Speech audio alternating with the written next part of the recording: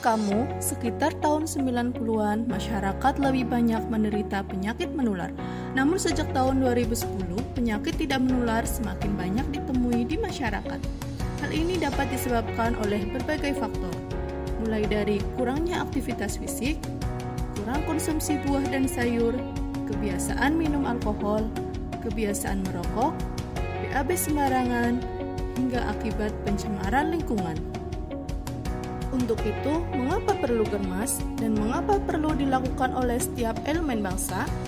Germas yaitu suatu tindakan yang sistematis dan terencana yang dilakukan secara bersama-sama oleh seluruh komponen bangsa dengan kesadaran, kemauan, dan kemampuan berperilaku sehat untuk meningkatkan kualitas hidup. Tujuan Germas adalah kesehatan terjaga, produktif, lingkungan bersih, dan biaya berobat berkurang. Ada 6 ruang lingkup dalam Germas. Yang pertama, peningkatan aktivitas fisik.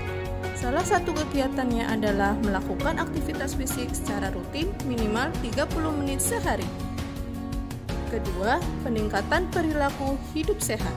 Di antaranya adalah berhenti merokok, rajin mencuci tangan, hingga tidur yang cukup. Ketiga, penyediaan pangan sehat dan percepatan perbaikan gizi. Olahlah bahan makanan dengan aman, sajikan buah dan sayur dalam menu sehari-hari, dan memberikan ASI eksklusif pada bayi 0 hingga 6 bulan. Keempat, peningkatan pencegahan dan deteksi dini penyakit. Dengan periksa kesehatan secara rutin seperti cek tekanan darah, kolesterol, timbang badan, dan deteksi dini kanker leher rahim bagi perempuan. Kelima, peningkatan kualitas lingkungan. Tidak BAB sembarangan, tidak membuang sampah sembarangan. Yang keenam, peningkatan edukasi tentang hidup sehat. Pada periode ini, Germas fokus dengan kegiatan melakukan aktivitas fisik, konsumsi sayur dan buah, memeriksa kesehatan secara berkala. Apa itu aktivitas fisik? Aktivitas fisik adalah setiap gerakan tubuh yang meningkatkan pengeluaran tenaga dan energi atau pembakaran kalori. Jenis aktivitas fisik yang dapat dilakukan bisa berupa kegiatan sehari-hari yaitu menyapu, mengepel, membersihkan rumah, berjalan kaki, lari, bersepeda, dan lain-lain.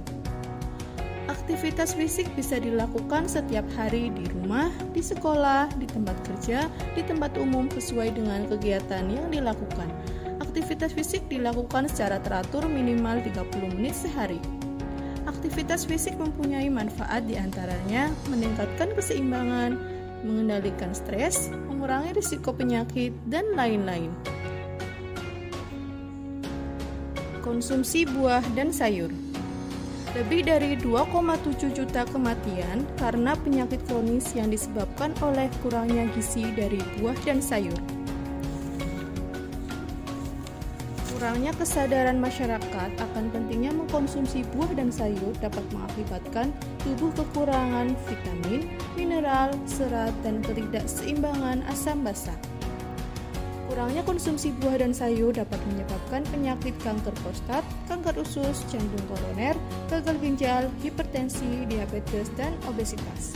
Untuk itu, masyarakat perlu mengetahui pentingnya mengkonsumsi buah dan sayur setiap hari. Adapun salah satu cara mengkonsumsi buah dan sayur dengan porsi yang tepat adalah dengan memperhatikan porsi makan pada isi piringku berikut ini. Bagi orang Indonesia, dianjurkan konsumsi buah dan sayur 300 sampai dengan 400 gram per hari bagi balita dan anak usia sekolah, dan 400 sampai dengan 600 gram per hari untuk remaja dan dewasa. Memeriksa kesehatan secara berkala.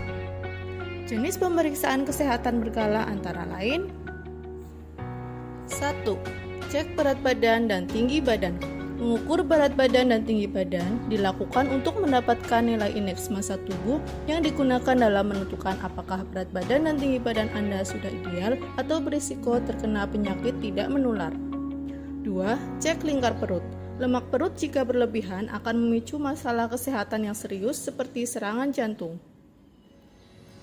3. Cek tekanan darah.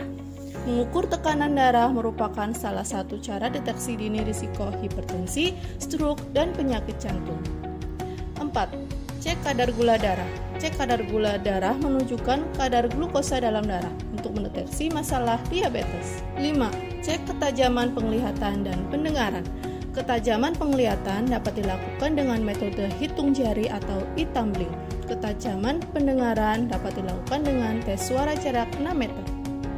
6. Cek kolesterol total. Kolesterol total merupakan gabungan dari jumlah kolesterol baik, kolesterol jahat, dan trigliserida. 7. Cek arus puncak ekspirasi. Adalah salah satu cek kesehatan dalam uji fungsi paru. 8. Deteksi dini kanker leher rahim. Ada dua cara, yaitu tes pap smear dan tes EVA. 9. Sadari, periksa payudara sendiri.